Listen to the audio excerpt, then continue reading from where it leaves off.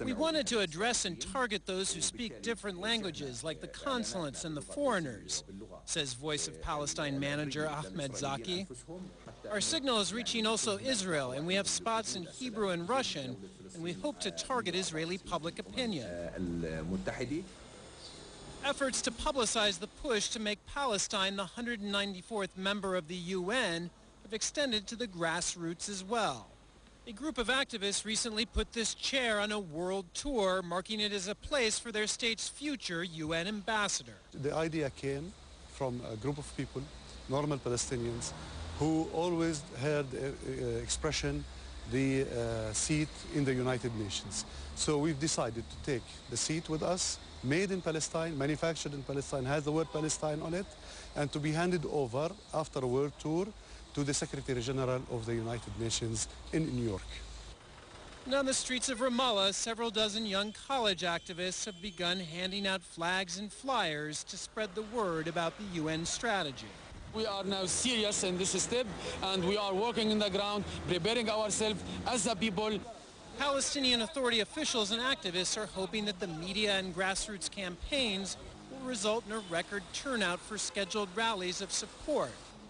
But just how many people are actively willing to get engaged in that effort remains an open question. Well, I want to bring in Kevin. The undesirable economic situation in the U.S. is frustrating many Americans about the Obama administration. A new CNN Opinion Research Corporation poll shows that 2/3 of Americans are scared or angry about the way things are going in America. This has put President Obama's approval ratings at an all-time low. But he is still more trusted than Republican lawmakers. CNN political contributor John Evin tells us how things really are. The Democrats lost a seat they have held for 80 years. We're talking about a safe seat going back nearly a century. What happened? Well, it is big political news to be sure, but this district is not the liberal enclave of New York City that some folks might think. It's a district that actually Barack Obama lost to the Brooklyn part of in 2008. And you got to remember, these special elections are usually more reflective of local dynamics. Just last year, Republicans lost 2 seats that they had held for over 70 years. So these changes do happen, but no Democrat should be feeling any false confidence today. This is a serious wake-up call and reflective, I think, of general voter anger against all incumbents in Washington. Voters are angry. They want to send a message to Washington, and this is one way to do it. Are they angry about the economy? That's what our national polls suggest. I gather in that district there are a lot of Jewish voters who are angry about the president's policy towards Israel. I'm wondering if they're still angry about the lawmaker who's memorably remembered simply as Wiener. Is that a reason enough for them to have turned against their party?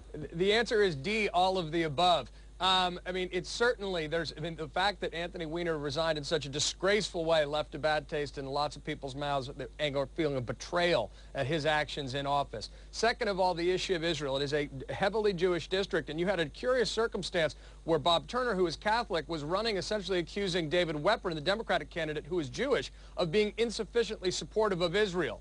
An unusual dynamic, to say the least. And then, of course, the economy over all of this. That is really what's driving the dissatisfaction, the anger, and the frustration that erupted in this special election last night. Now, the president's big plan for the economy, his big hope, we should say, for re-election in 14 months, is his jobs bill that he's submitting to Congress. How's that going?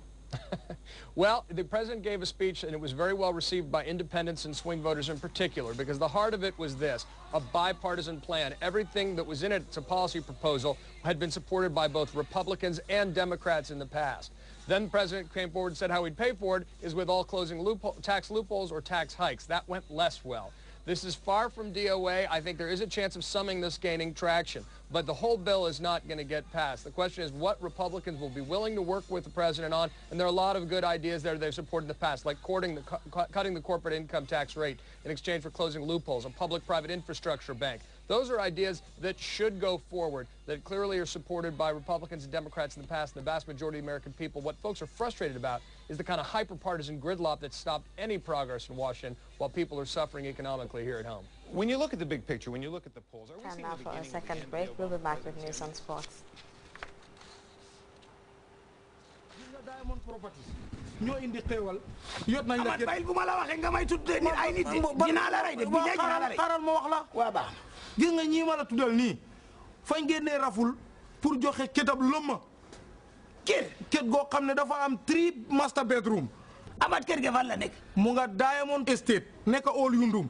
ah déedéet kay. ñaareeli pire bi xam nga lan la. déedéet. oto bu ñoo wax seri Jeep 4x4. bu bees tàq. yaa koy dajji si mbuus. ñetteeli price gi. waaw. gars yi teg nañ juróomi ticket ab Angleterre. déedéet yoo xam ne boo amut visa wala bëgguloo dem Angleterre ñu yot la xaalis gi. ñeneenteeli price ñaari junne juróomi téeméer ab Angale ci ñaari téeméeri nit ñu gagné. juróomeeli price gi junneb saakob maale ñu jox ko junneb nit ku ne benn saakob maalo. génneel téeméer ab Angale rek jënd ticket gi. te xam nga lu ci gën a neexam. boo jëndee ticket gi. waaw ba pare. waaw fa ñam time yoo xam ne fa ñoo nekk si télé gi di def panel discussion nit ñi di woote gi nga boo wootee bañ la na allo. waaw gaañal. ne la allo rek. salaaw. ama Diamond Properties. mooy bolom doole xamul ndànk. ay waay Gamcel dafaati nañ. Gamcel ñëwaati na. abee bi jàng léppang ci biir. Gamcel yaay borom. jënd crédit xoos dugal. mën nga cee wiin lu ne lu ne lu ne.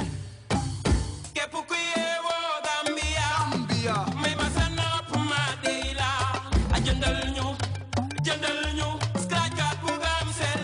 a jëndal ñu xanaa gisal lu ñu defati. jëndal ñu ay xanaa gisal lu ñu waxati. a jëndal ñu ay xanaa gisal fu ñu génne nooy la def ni buuj la def ay waay jëndal ñu. jëndal ñu bu ñaar fukki dalasi. jëndal ñu mën nga wiin airtime set box pono saka. bu juróom fukki dalasi.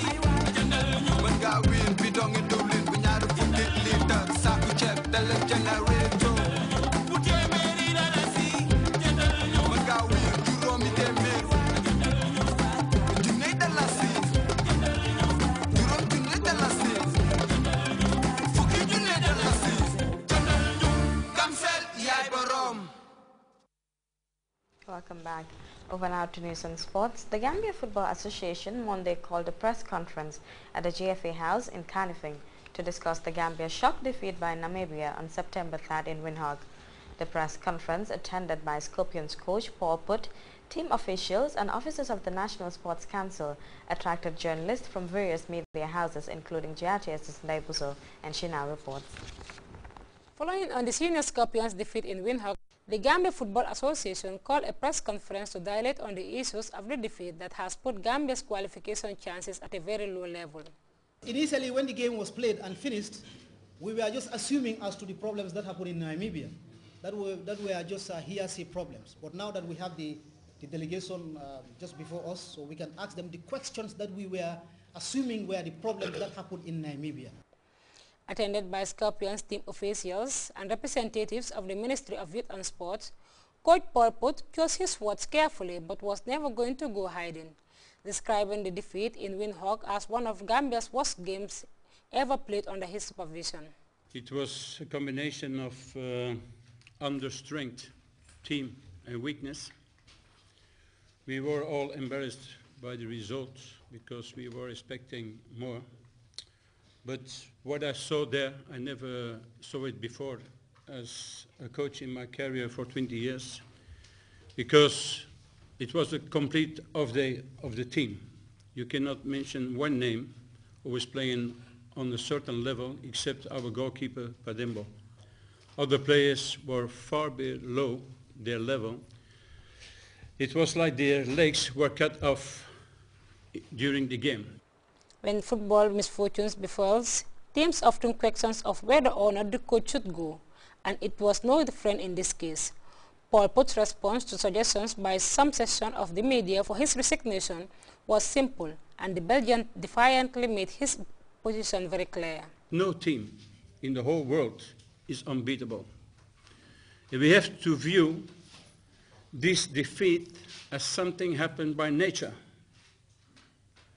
And these are things go in football. You win and you lose. And we have to accept that we are losing. But that doesn't mean that the war is finished. We lost a battle, but we didn't lose the war. For a team that, despite Namibia on home soil with relatively ease, losing in Windhoek surprised many Gambians, not to the least of the representative of the Ministry of Youth and Sport at the press conference. Pasware Faye,